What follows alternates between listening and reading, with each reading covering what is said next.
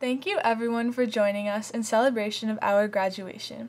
As high school becomes an event of our past, it's easy to dwell on how many traditions cannot transition with us into our futures. We've undergone 4 years worth of relentless year-round studying, vigorous practices and games, spring months brim full with semis, proms, and musical performances, and the constant desire for more hours in the day to balance it all more gracefully. We may never be able to duplicate the feeling of breaking through the foyer doors at 11:45 a.m. on the Friday of midterm week, and maybe we won't meet people who understand us as thoroughly as our high school friends do, people who were there to witness the circumstances in which we came of age. Here in our hometown, each of us exists in our own alcove within the greater Beverly community. There are a number of external factors we cannot necessarily control, that influence how we are known by other people here. Our siblings, our parents, the house we grew up in, how we acted back in elementary and middle school, the Snapchat username we carelessly chose, not realizing that we would be desperate to change it 6 years down the line. While these details of our lives are not inherent facets of our own character, they are often the preceding factors in determining how we are viewed by our community.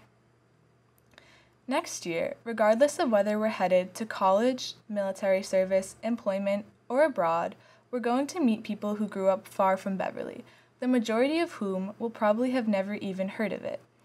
And while it is comforting to know that Beverly will still be here behind us, with all of our favorite coffee shops, restaurants, beaches, and memories, there is something to be said for how much freedom we are now being granted. As we move forward and surround ourselves with unfamiliar faces, we're allowed to become any version of ourselves that we wish to be. From this point onward, all that we have to fend for our character is how hard we work, how we treat other people, with whom we choose to surround ourselves, how we respond to adversity, and, most importantly, our integrity. Maybe you've compromised yourself to some extent during these past 4 years. Maybe you've strayed from your own moral values.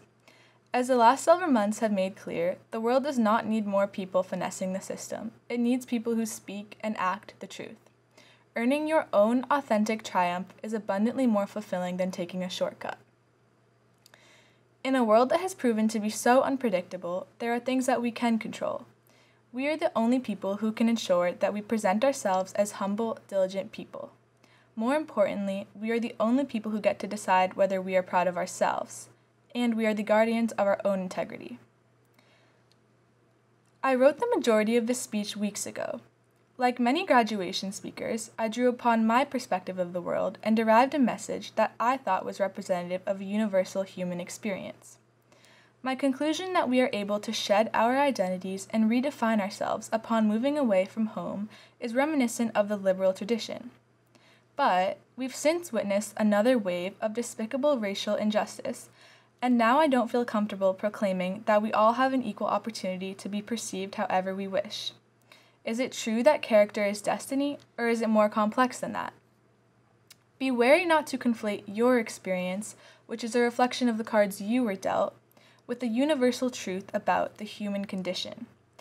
We live in an inequitable society in which race, socioeconomic status, innate health conditions, sexuality, and a number of other factors affect our realm of opportunity, and we are obligated to fight so that everyone has an equal shot at prosperity and happiness. I feel so lucky to have spent the past 4 years with this group of people.